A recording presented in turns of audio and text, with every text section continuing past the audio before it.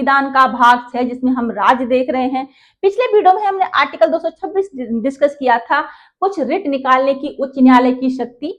ठीक है, जो रिट आर्टिकल 32 में जो हमने पढ़ी थी, जो निकलती है परमादेश, अधिकार प्रत्याबंदी, प्रत्यक्षीकरण। ठीक है, वही सिर्फ रिटें हमने आर्टिकल 226 में भी देखी थी।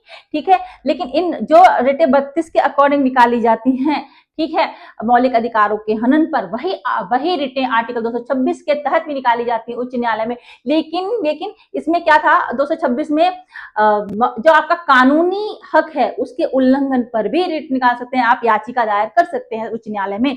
तो ये सब हमने देखा था, आपने वीडियो ना देखा हो तो वीडियो देखिएगा। आर्टिकल हमारा 224 ए रह गया था। आर्टिकल 224 में क्या दिया है, देखिए मैं आपको अपने शब्दों में इस आर्टिकल में क्या वो समझा देती हूँ। किसी भी राज्य का उच्च न्यायालय का मुख्य न्यायमूर्ति राष्ट्रपति की सलाह से, ठीक है, अनुमति से, जैसे किसी केस पेंडिंग है, ठीक है, तो अस्थायी न्यायाधीशों की नियुक्ति कर सकता है, उनसे अनुरोध कर सकता है बैठकों में बैठने के लिए और कार्य करने के लिए जो न्यायाधीश सेवानिवृत्त हो गए हैं। ठीक है, इस आर्टिकल में मेन यही है, पढ़ लेते हैं। देखिए, किसी राज्य के उच्च न्यायालय का न्यायमूर्ति, मुख्य न्यायमूर्ति किसी भी समय राष्ट्रपति की पूर्व सहमति से किसी व्यक्ति को जो उच्च न्यायालय या किसी अन्य उच्च न्यायालय के न्यायाधीश का पद धारण कर चुका है, ठीक है, उस राज्य के उच्च न्यायालय के न्यायाधीश के रूप में बैठने तथा कार्य करने का अनुरोध कर सकेगा। तो उससे उस न्यायालय में बैठने का और कार्य करने का अनुरोध कर सकेगा। ठीक है, ऐसा न्यायाधीश ऐसे भत्तों का हकदार होगा जो राष्ट्रपति आदेश द्वारा निर्धारित करें। ठीक है, देखिए उनको जो शक्तियां, जो अधिकार वही प्राप्त होंगे जो न्यायाधीश को प्राप्त होते हैं। ठीक है, देखिए क्या लिखा है, उसको उच्च न्यायालय के न्यायाधीश की सभी अधिकारता, शक्तियां, विशेषाधिकार प्राप्त होंगे, किंतु उसे अन्यथा उस उच्च न्यायालय का न्यायाधीश नहीं समझा जाएगा। ठीक है, जब तक वो उनकी नियुक्ति रही, अस्थायी नियुक्ति होती है। ठीक है, मतलब ये मुख्य न्यायमूर्ति राष्ट्रपति से सिफारिश कर सकते हैं कि कोई आपराधिक मामले हैं जिनके केस लंबित हैं, ठीक है, तो उनकी बहुत ज्यादा केस पेंडिंग है, तो अस्थायी न्यायमूर्तियों की भी नियुक्ति होती है। ठीक है, जो सेवानिवृत्त हो चुके हैं उनकी नियुक्ति होती है। ठीक है, और उनको क्या होगा, राष्ट्रपति आदेश द्वारा ऐसे भत्तों का निर्धारण करेंगे, वो उनको भत्ते दिए जाते हैं। ठीक है, देखिए इसमें क्या था, मतलब जो न्यायाधीशों की नियुक्तियों के अनुरोध किया जाता है, हो सकता, मतलब इसमें ऐसा नहीं है कि बाय फोर्स किसी को बैठने के लिए बाध्य किया जाएगा। ठीक है, न्यायमूर्ति जो सेवानिवृत्त हो चुके हैं वो मना भी कर सकते हैं, इससे इसकी न्यायालय की अपेक्षा भी नहीं समझी जाएगी, अपेक्षा नहीं मानी जाएगी अगर ऐसा कोई मना करता है तो। ठीक है, मना कर सकता है, किसी को जबरदस्ती बैठने का ऐसा नहीं बोला जाएगा कि आपको सेवा देनी है, बैठना ही, अनुरोध है ये सिर्फ। ठीक है, नियुक्तियां कर सकते हैं। ठीक है, देखिए ऐतिहासिक इसकी पृष्ठभूमि देख लेते हैं। आर्टिकल 224 जो ए था, इसका संविधान, जो मूल संविधान था उसमें ये ऐड नहीं था, इस संविधान संशोधन द्वारा ऐड हुआ है।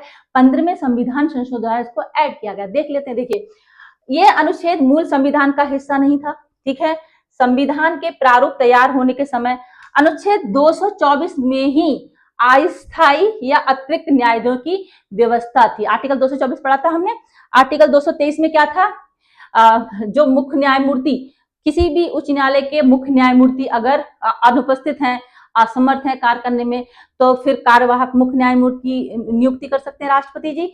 और आर्टिकल 224 में क्या था, ठीक है, कार्यवाहक न्यायमूर्तियों की नियुक्ति कर सकते हैं। ठीक है, लेकिन आर्टिकल 224 में ही ये क्लॉज था कि अस्थायी न्यायाधीशों की व्यवस्था थी। लेकिन इसको क्या हुआ, 1965 में संविधान के 7वें संशोधन द्वारा ये प्रस्ताव को हटा दिया। जो अस्थायी मैं बता रही हूँ आपको कि जो सेवानिवृत्त हो चुके हैं उन न्यायाधीशों की नियुक्तियां, इसमें से हटा दिया गया था इसको। ठीक है, लेकिन 1956 के संविधान संशोधन 7वें संशोधन द्वारा ये प्रस्ताव हटा दिया गया था, अतिरिक्त न्यायाधीश की व्यवस्था कर दी गई। ठीक है, देखिए न्यायाधीशों की व्यवस्था आर्टिकल 224 में ही अस्थायी या अतिरिक्त न्यायाधीशों की व्यवस्था प्रस्तावित थी, लेकिन 1956 के संविधान के 7वें संशोधन के द्वारा इसको हटा दिया गया था। पहले इसी में ही था 224 में, बाद में इसको हटा दिएगा 7वें संशोधन द्वारा। इस प्रस्ताव को हटाकर अतिरिक्त न्यायाधीशों की व्यवस्था कर दी गई थी। जो कार्यवाहक न्यायाधीश होते हैं उनकी व्यवस्था कर दी गई थी, जो अस्थायी हम पढ़ रहे हैं उनकी व्यवस्था नहीं थी, इनको बाद में जोड़ा गया है। कैसे, देखिए उच्च न्यायालय ने सेवानिवृत्त न्यायाधीशों की तदर्थ नियुक्ति, ठीक है, अस्थायी नियुक्ति हेतु ये प्रावधान पुनः जोड़ा है, 1963 में जोड़ा गया था। ठीक है, संविधान के 15वें संशोधन अधिनियम द्वारा, 15वें संशोधन अधिनियम 1963 द्वारा इसको अनुच्छेद 224 ए को जोड़ा गया है। ठीक है, पहले मैं फिर से समझा देती हूँ अपने शब्दों में आपको। पहले ये 224 आर्टिकल है ना, 224 आर्टिकल में, ठीक है, आर्टिकल 224 हमने पढ़ा था, कार्यवाहक न्यायाधीशों की नियुक्तियां होती हैं जब काम पेंडिंग होता है, तो इसी में अस्थायी न्यायाधीशों की भी नियुक्तियां थी, लेकिन इसको हटा दिया गया, इस क्लॉज को। कौन से संशोधन द्वारा हटाया गया? 7वें संशोधन द्वारा हटाया गया था। 1956 के संविधान के 7वें संशोधन द्वारा इसको हटा दिया गया था। अस्थायी जो न्यायाधीश की नियुक्तियों के बारे में हम बता रहे हैं वो हटा दिया गया था, लेकिन इसको पुनः, इस क्लॉज को जोड़ा गया, 224 ए को पुनः जोड़ दिया गया।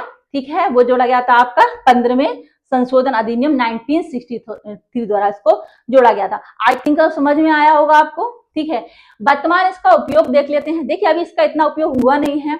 अलग अलग मतलब जो सर्वोच्च न्यायालय के न्यायाधीश हैं वो बोलते हैं कि जो कॉलेजियम जो प्रणाली होती है उसके अनुसार इनकी नियुक्तियां होनी चाहिए, तो इस तरह की कई बातें यहाँ पे सर्वोच्च न्यायालय बोलते हैं। देखिए, अनुच्छेद 224 ए लागू होने के दशकों बाद भी इसका उपयोग कम ही हुआ है, लेकिन हाल ही के वर्षों में न्यायिक मामलों के लंबित होने के कारण, जो आपराधिक मामले हैं उनके लंबित होने के कारण सर्वोच्च न्यायालय ने जनवरी 2025, याद रखिएगा अभी की बात है, जनवरी 2025 में, ठीक है, आदेश दिया कि उच्च न्यायालयों में लंबित आपराधिक अपीलों की संख्या में अभूतपूर्व वृद्धि हुई है।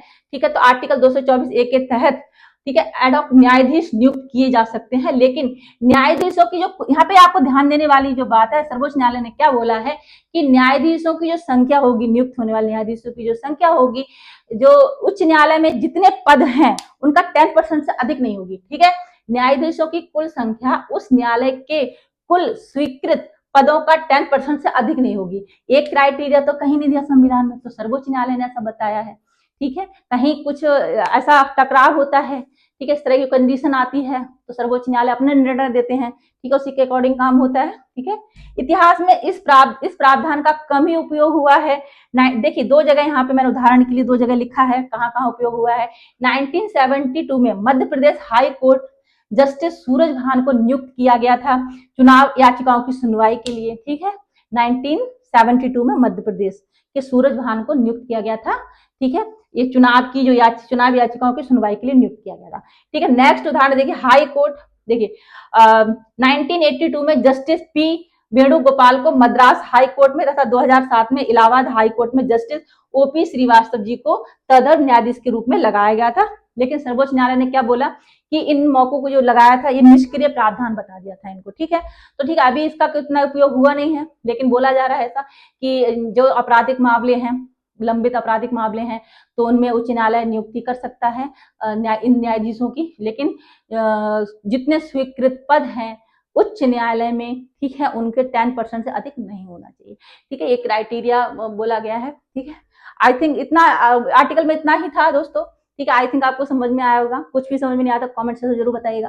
जानकारी आपको समझ में आई हो तो चैनल को लाइक शेयर जरूर करें। हम नेक्स्ट वीडियो में मिलते हैं। हमारा 225 आर्टिकल अभी रह गया है, उसको हम नेक्स्ट वीडियो में कर लेते हैं। जय हिंद दोस्तों, थैंक यू सो मच।